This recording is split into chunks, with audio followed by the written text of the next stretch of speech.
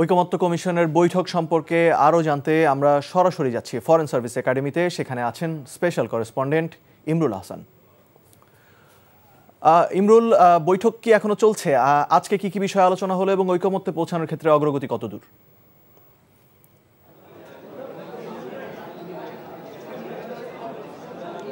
মুশফিক, ঐকমত্য বলতে প্রধানমন্ত্রীর মেয়াদ নিয়ে যায়। কিছুক্ষণ আগেই বক্তব্য রাখছিলেন, ঐকমত্য কমিশন মিটিংটি এখনো চলছে। সেখানে বক্তব্য রাখছিলেন বিএনপির যিনি প্রতিনিধিত্ব করছেন দলের স্থায়ী কমিটির সদস্য সালাউদ্দিন আহমেদ। গত বৈঠকে উনি আসলে এই প্রস্তাবনা দিয়েছিলেন যে রাষ্ট্রপতির প্রধানমন্ত্রীর কত বছর সর্বোচ্চ ক্ষমতায় থাকতে পারবেন সেই বিষয়টি নিয়ে বিএনপি 10 বছরে ঐক্যমত্যে পৌঁছেছে। অন্যান্য দল গত রোববারের বৈঠকে একমত হয়েছিল।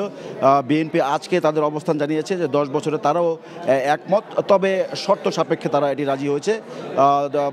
বলা হয়েছে তাদের পক্ষ থেকে যে সেক্ষেত্রে যে এনসিসির নাম পরিবর্তন করে ঐকমত্য কমিশন, সেক্ষেত্রে তারা যুক্তি দিয়েছেন যে এতে নির্বাহী বিভাগের ক্ষমতা প্রধানমন্ত্রীর ক্ষমতা খর্ব হয়।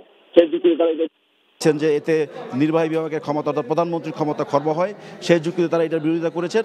এই কমিটি না রাখলে বিএনপি একজন ব্যক্তির সর্বোচ্চ 10 বছর প্রধানমন্ত্রিত্ব করতে পারবেন। এই শর্ত সাপেক্ষে বিএনপি রাজি হয়েছে।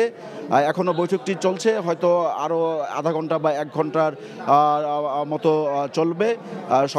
সকালে সেশন আলোচনা হয়েছে যে জাতীয় সাংবিধানিক কাউন্সিল গঠন নিয়ে, সেটির নাম পরিবর্তন হয়েছে যেটি আমি উল্লেখ করলাম।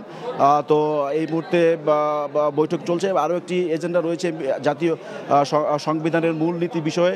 সেই বিষয়টিতে আসলে বিভিন্ন দলের ভিন্ন ভিন্ন অবস্থান রয়েছে। সেই বিষয়টিতে দলগুলো খুব কাছাকাছি আসতে পারছে এরকমটি আমরা এখনো লক্ষ্য করছি না। মুশফিক, বান্ডেল থাকলে প্রতি সেনমানিতে টাকা বাঁচবে।